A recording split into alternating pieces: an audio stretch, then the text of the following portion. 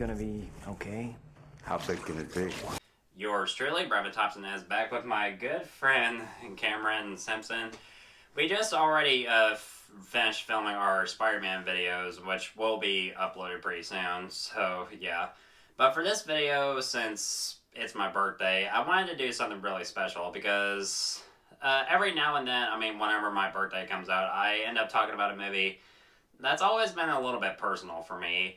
So for this one, I decided to talk about Hellboy, written and directed by Guillermo del Toro. I remember first seeing this back in 2004 with my dad when I was 6 years old. And even before that, when I saw like trailers and like clips of this movie, I was like, this looks pretty cool. Even though my dad warned me that there would be some scary stuff in this movie, like monsters and all that. But 6-year-old me didn't give a shit. I always had a good time watching this film. I've seen it in almost every way that I possibly could. I've seen it in theaters when I was a kid.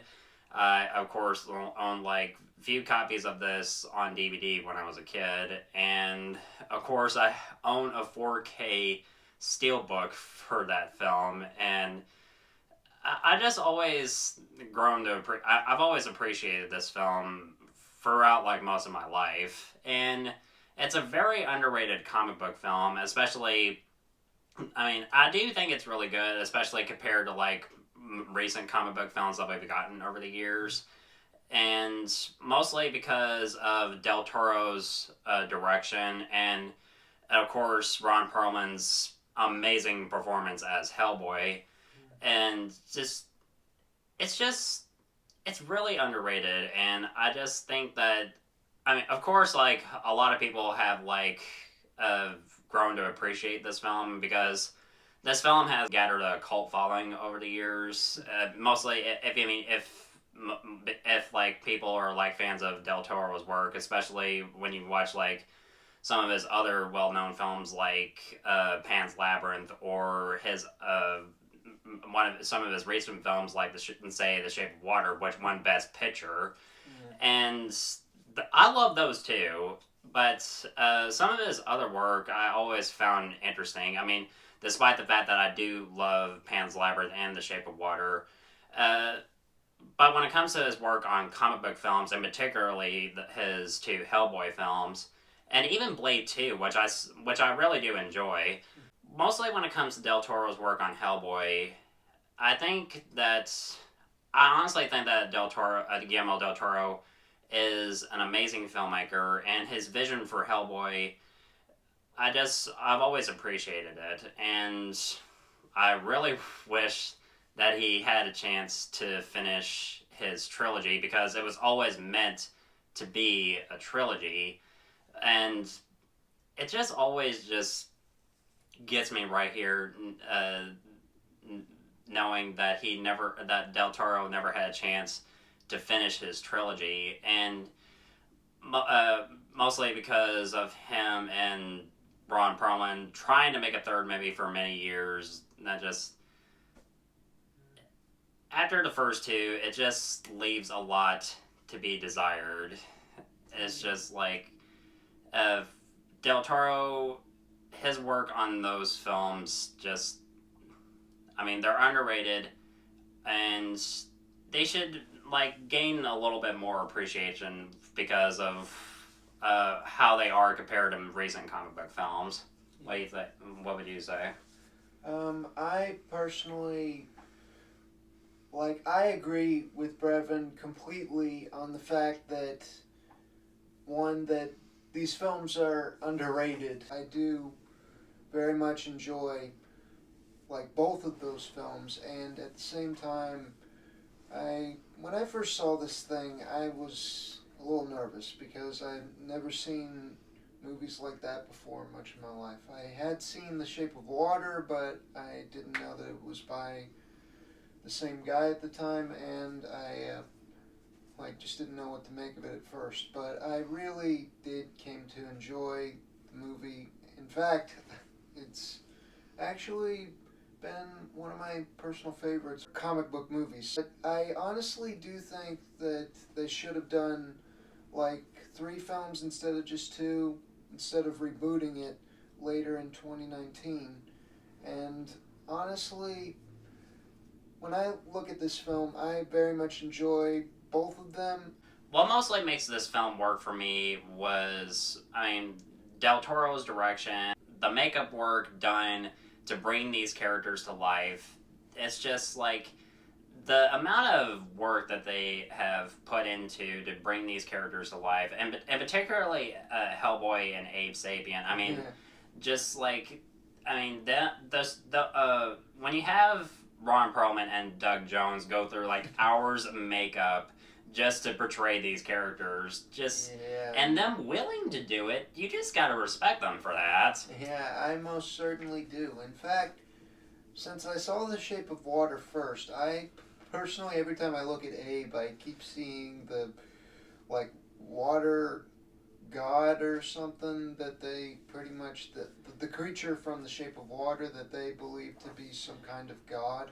Yeah, you can't help but, notice the similarities. Yeah, there's definitely quite the resemblance. And when I look at Hellboy, he's, the word for him, I guess, is intimidating, because he's, like, really big, has these horns that he files on his head to blend in, and has, like, a stone right hand. He's just quite a looker, and he has a tail, but...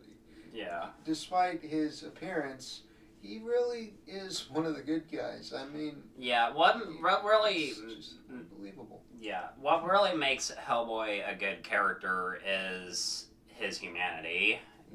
Despite the fact that he's a demon, he has a lot of humanity in him, which really makes him a really interesting character. Yeah, in fact, the whole theme of this movie, the first one in particular, is what makes a man a man? Is it where he comes from, his origin story, or basically just who he is in general, or is it the choices that he makes? A lot of people, I guess, could really sort of see that message throughout the course of the film, from basically beginning to end, and I personally thought it was a very interesting story. But before we go any farther into the review, I do have a guest with us for this video, and that is, of course, my good friend Sarah from SarahofHorror, collaborating with us on this video. I'm really happy to have her back. Of course, you might have seen her in my other videos on my channel, so yeah, I'm really happy to have her back. So before we go any farther into our thoughts on Hellboy, it's your turn, Sarah. So hi Brevin, and thank you so much for allowing me to review Hellboy with you. Yeah, and of course, happy birthday. I will hope you will have an amazing birthday, whatever you do. And you deserve it. So yeah, as I said, we're talking about Hellboy. So Hellboy from 2004, it's from the US. It's directed by Guillermo del Toro. It's written by Guillermo del Toro, Peter Briggs, based on the comic book by Mike Mignola. So it's starring Ron Perlman, Doug Jones, Selma Blair, John Hurt, Rupert Evans, and a lot of people. So in this one we have this demon called Hellboy, and he's actually kind of conjured and kind of rescued. Yes. So they kind of conjure him, and they raise him basically from when he's born, so to speak. But then Hellboy grows up, and he becomes, a kind of, he defends people against darker forms and stuff. Yeah. So, what I do like about Hellboy is Ron Perlman. He is really amazing as Hellboy. I think this is the perfect character for him. He has the right tone, the right timing for all his jokes. And this is like ha ha ha funny. It's more kind of like dark humor jokes. So I think he managed to do that brilliantly. Also, a lot of the other cast members are great. We have Doug Jones as Abe. Yeah, I think the makeup on him and on Hellboy, of course, are super amazing. The looks are really thought out and well made. And then we have the character of Liz, which is played by Selma Blair, and her and Hellboy used to have a thing. They're trying to kind of find their way back, but yeah, but Liz is also struggling with because she's this kind of fire starter. Her whole body can like just blaze up in this blue fire. It looks really cool, but she's been kind of bullied and struggling with it her whole life to be able to handle it. So, and she plays that part so well also. You can like see all the emotions, all the range. She did a really good job in this one. And what I also like about this one is that the kind of fighting sequences and action sequences aren't that flashy. In a lot of superhero movies or movies based on comic books, we get these very spectacular, flashy kind of fights, but here they're kind of toned down, and I really like that. I think it really fit the film, they fit the tone, and I do like that there was a kind of a lot of blue approach to the cinematography. Lots of blue colors, a bit more cold colors, and some red in there. I think that was really a really good choice. And I do like the story. I was interested throughout the entire film, but I do have to say the ending is a bit predictable. Because that is probably the one thing that I will have to say that I was just a bit disappointed by. Yeah, just the ending. But other than that, I really enjoy Hellboy. It is a really, really good movie, and I've seen it a couple of times now, and I'm still very enjoyed by it. So I will give it an 8 out of 10. Yes. So back to you, Brevin, and once again, happy birthday, and thank you all so much for having me. My name is Sarah, Sarah of Horror. If you want to go to my channel and check it out, please do so. Bye. So the film opens during World War II in the 1940s, where the Nazis are like trying to like use their combination of like science and magic to like summon to open up a portal that would release the 7 gods of chaos, the Ogru Jahad. While at the same time, the U.S. Army is trying to stop this. And I like how like when Professor Broom like tosses a grenade and destroys the machine that's like summoning this portal, secretly without anybody realizing what just happened, that Hellboy like as a baby emerges out of that portal.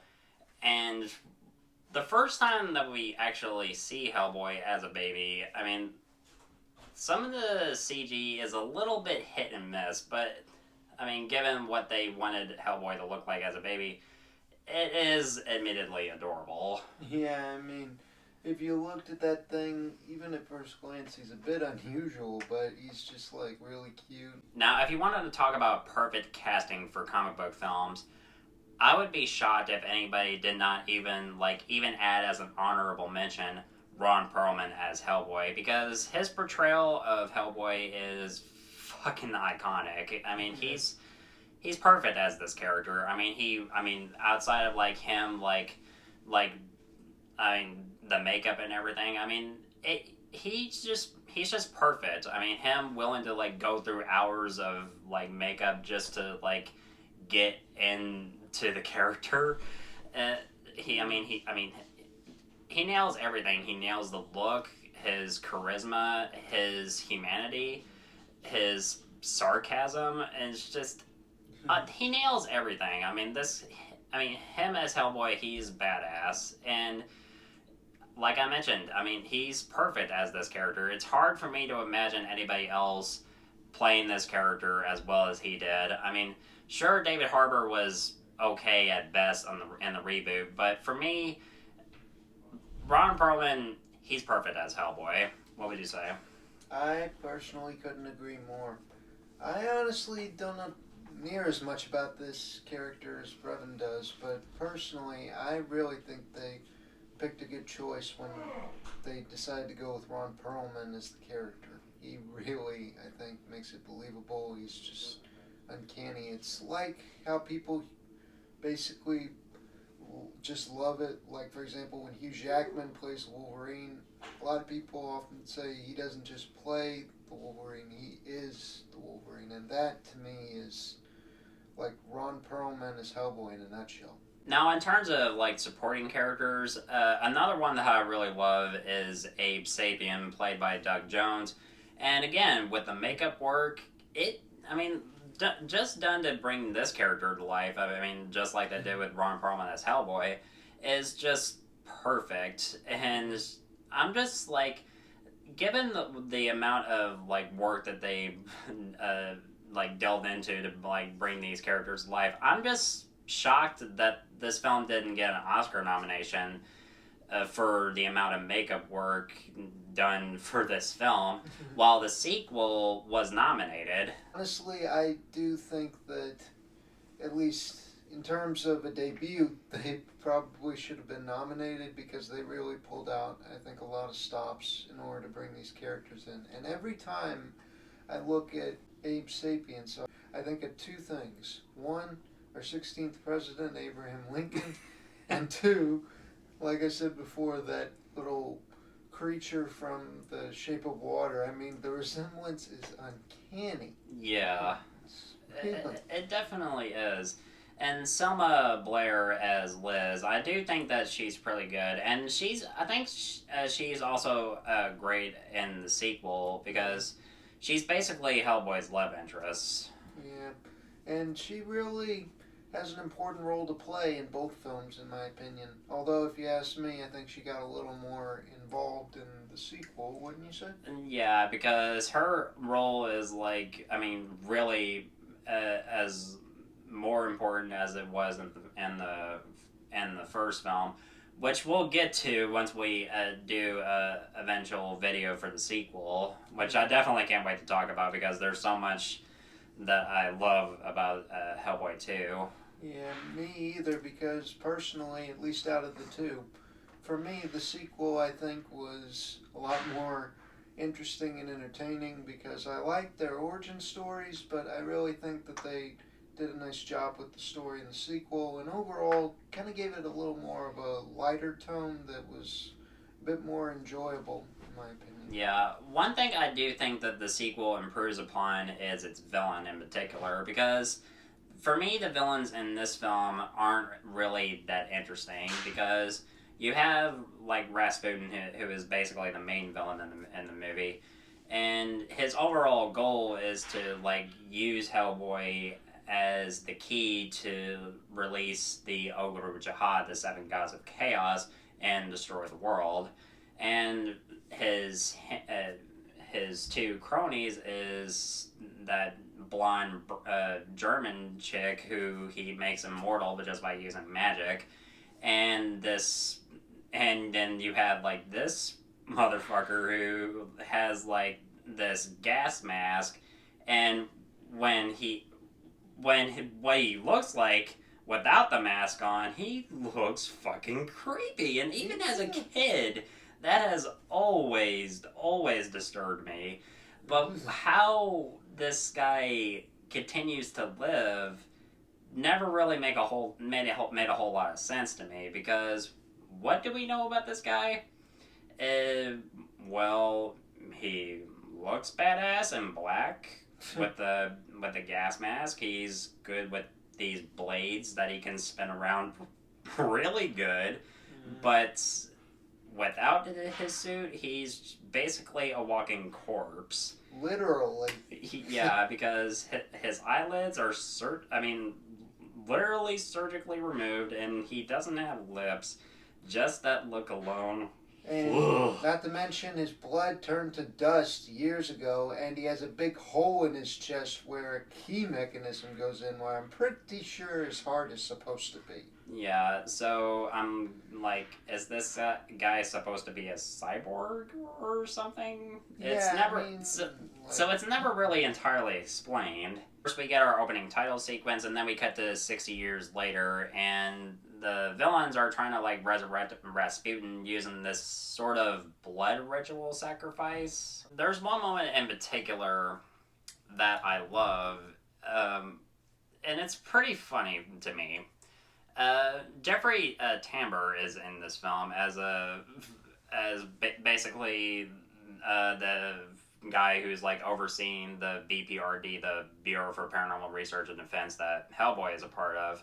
So when he's on television talking about Hellboy and his connection to the BPRD, when he's trying to tell the American people that there's no such thing, we immediately cut to their headquarters, and even the way he's saying, there is no such thing, you can tell that he's bullshitting. Yeah. We're then later introduced to FBI agent John Myers, who's played by Rupert Evans.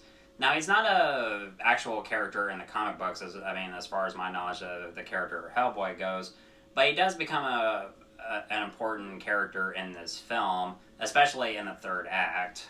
But as far as his character goes, I do think that he's an interesting character, especially, like I said, in the third act. And when he's later introduced to Hellboy, I like when he's first holding a Hellboy comic book.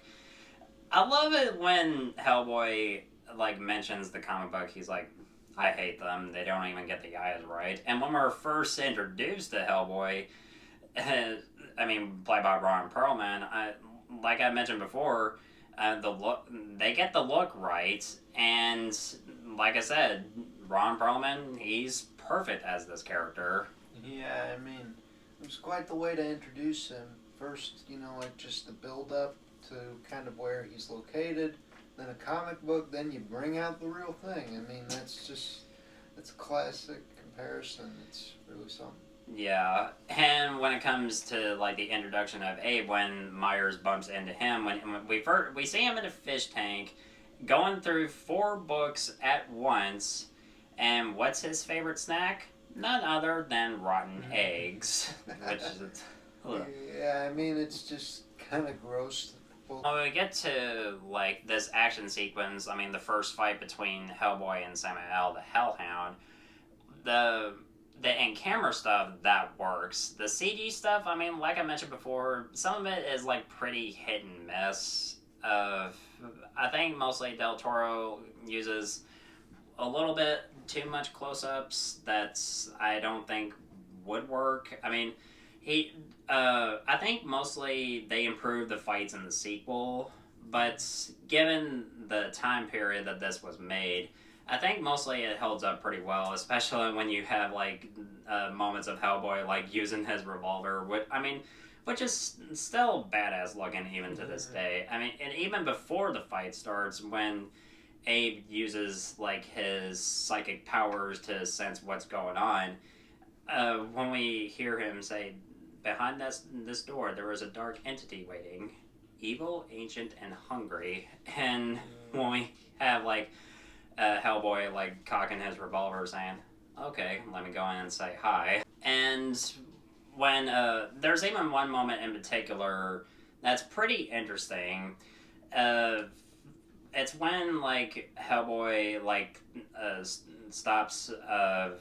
He saves Myers from getting hit by an incoming car, and he stops it by just hitting the front of the car really hard and causing it to like flip over, which wouldn't. This is kind of like more really like delved into in one episode of Mythbusters, which I do recommend checking out. It's really interesting. So eventually, Hellboy fights Samael in the subway and eventually kills it. But there is a special ability regarding this creature. Every time one of these things is killed, 2 more take its place. Not unlike a Hydra, but in a totally kind of different fashion. Well, right now, every time, I watch this film and I see one of these creatures die and then 2 more, taking its place, I can't help but make comparisons to Hydra. You cut off 1 head, 2 more take its place. Yeah, but in this particular case, while similar, the difference is that with Hydra, only the head grows back, but with Samuel on this one, he basically splits or regenerates in two different versions of himself. Yeah, because this thing lays eggs. And pretty much its soul or whatever that little ball of flame is kind of just splits into two the moment that it's killed. Yeah. And then apparently it's reincarnated inside the bodies that were inside eggs. Yeah, I mean, that's really the only way that it would make sense to people. In this next scene that we get after that, basically Hellboy decides that he wants to go out on his own for a bit and decides to visit a friend of his that he grew up with called Liz. She is in a mental hospital because she apparently, ever since she was a kid, she's had like this form of pyrokinesis. It's like the ability to control and manipulate fire as well as generate it. And ever since she was a little kid, she's always had trouble controlling it. It's always randomized and sort of hurt people every time. So she went there to try to learn how as well as be safe. And Hellboy often misses her and wants her to come back. It's kind of hard for him because, I mean, he deeply cares about her. And, I mean, it shows a little bit more about more of the human side of Hellboy. Yeah. And it comes into play, especially, I mean, it comes more into play, especially in the third act. And when we get Hellboy, like, fighting another Samael in another subway, I think this fight is helmed a little bit better compared to his first fight with one of these things. And I really like it. I mean, it's mostly in camera. I mean, there's not a whole lot of CG. And I think mostly Del Toro, when it comes to him filming certain fight scenes, I think mostly this one in particular is handled a whole lot better. And Hellboy gets his ass kicked quite a lot in this one fight. And there's one moment in particular about this moment that I love, and it's him just fighting this thing while holding a box of kittens. Yeah.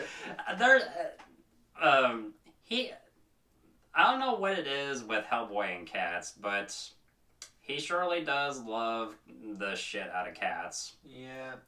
And there's nothing against that. I mean, if you're an animal person, then that shows that you have a heart. Yeah, but in Hellboy's case, for some reason, he's got at least 10 to 20 of them back at his headquarters. I mean, I don't really get it, but it's also interesting. They seem to like him, and he really seems to take care of them. So it's both weird, but also kind of adorable. Yeah.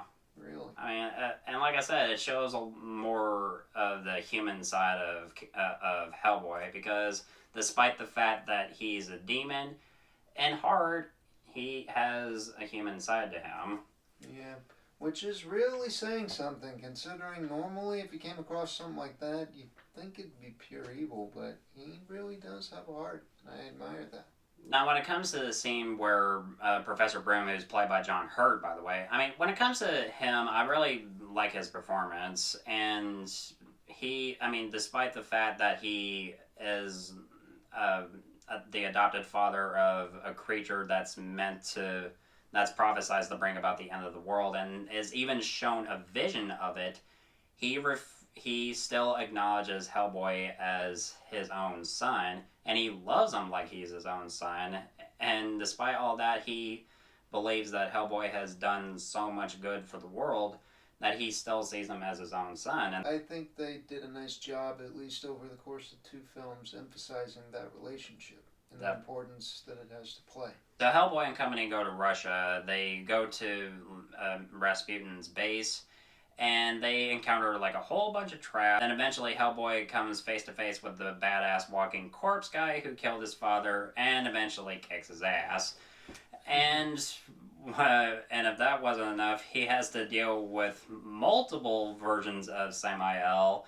I mean, we've seen how difficult it is for him to fight just one of these things when he's going up against like multiple of them. It's just, well, like before. I mean, most of the time he's getting his ass handed to him, and It takes Myers slapping Liz to like get her pissed off, and that like activates her sort of special ability to like wipe all of them out in just one blow with her pyrokinetic abilities. And I like how that is executed, and it was definitely the best way to take them all out. Yeah, I mean, especially on her part, that was quick and decisive thinking. I'm just surprised that everyone, besides Hellboy, of course, because he's fireproof due to being a demon, I'm surprised everyone else basically just survived that. I know Liz would because she can survive her own power, but still. Yeah. So the villains capture Hellboy, and they Rasputin like tries to like force Hellboy to like unleash his true nature in order to open this door that would release the ogre Jihad. And he like tries to like force him to open the door by stealing Liz's soul, and that eventually causes Hellboy to like eventually like unleash his true nature by saying his true name, which is Unknown Onrama, which in translation means upon his brow is set a crown of fire, and that causes his horns to fully grow, and that's what his true nature really is. Then when it comes to like when we eventually see what Hellboy is truly capable of with his horns like fully grown, I mean, it shows that that's it begins to show that devastating future that's slowly looming, like what Hellboy is capable of if he allowed himself to be fully controlled by his dark side. But he's not in like full control. I mean, he's not like fully taken over by his dark side. And this is when the most important moment in the film for sure comes into play, because when he opens up the first lock, that releases the ogre Jihad. And right before he can open the second lock, that's when Myers' emotional moment comes into play.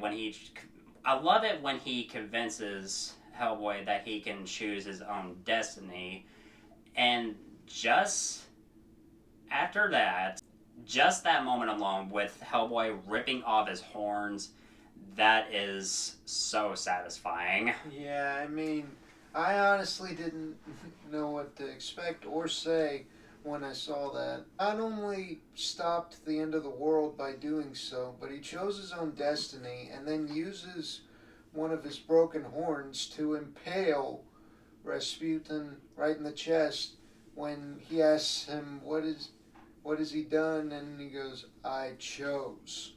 Yeah, it really shows a lot of the human side of Hellboy. Because despite the fact that he's a demon, in heart he has a lot of humanity, and it just really makes him a really great character.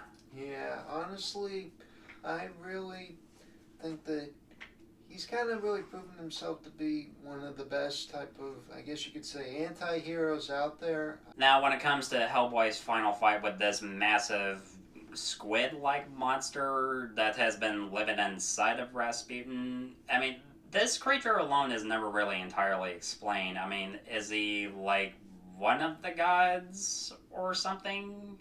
Or, I mean, it's never really entirely explained. Yeah, so he fights off this monster, and he eventually he eventually kills it by having the monster eat him while he had like this belt full of grenades and blows it up from the inside. That was just badass. Yeah, I mean, that's a good use of your own abilities, because he's fireproof, so that would kill that thing, but he'd still be alive, although it would probably hurt. As far as for what that monster is, my best theory is, like Brevin said, it is not fully explained, but my best guess is probably that it is at least one of the 7 gods of chaos, but they never really say which one that it's supposed to be. Now, when it comes to the moment with Hellboy just using just words to bring Liz's soul back to her body, that's just incredible, especially with when what he says alone. He says, "Hey, you on the other side, let her go, because for her I'll cross over and then you'll be sorry." Yeah, I mean, honestly, if that didn't work, I would have really loved for him to see him do that, because that would have been interesting and just epic. Oh yeah, so yeah. So that's Hellboy. It's a really, really damn good movie, especially for its time. Because when you have like comic books in the early 2000s, mostly like X-Men and Spider-Man, that really fits into that category of good comic book films from the early 2000s. Because when it comes to Hellboy, it's really underrated. I mean, mostly because it really works extremely well after all these years with Guillermo del Toro's direction, Ron Perlman's amazing performance as Hellboy, the action sequences, the supporting characters, the score, all of it, it really holds up really well. And I'm really surprised that it still holds up after all these years. And it's just, I really like this movie. I really do, especially when it comes to the sequel. I like it a little bit more, but still, I really do enjoy Hellboy still after all these years. Yeah, and I personally very much enjoyed watching this for the first time when Brevin recommended it to me, and then we later watched it together. Personally, I think that I agree that it's like totally underrated. A lot of people, I'm not even sure how many people really know it exists, but I sincerely hope they'll check it out if they do, because for me, the fact that this saga even is still doing as good as it is to this day in a lot of people's hearts, despite the fact that it is not like owned by Marvel or DC or any of, I suppose, any of the like more well-known comic book companies, really says a lot for its reputation. And honestly, I just really don't understand why this story never was able to be finished completely, or why no one has really done anything to try to finish it up after all these years. Because in my book, I really think, and this is just my opinion, of course, but I really think that if there was ever like a saga in a movie or a character that needed finishing, it's definitely Hellboy. I mean, really, they just did a real nice job with the story, and I, for one, would very much like to see just how it ends. Yeah, I couldn't agree more. So I'm gonna give Hellboy a B plus. So what do you all think of the film? Let me know in the comments below. Do you think it holds up after all these years? I'm really interested to know what you have to say. And guys, thank you so much as always for watching, and thank you, Cameron, for joining me for this review. Looking forward to doing more videos really soon. And if you want my thoughts on old or new films, of course, you know where to find me.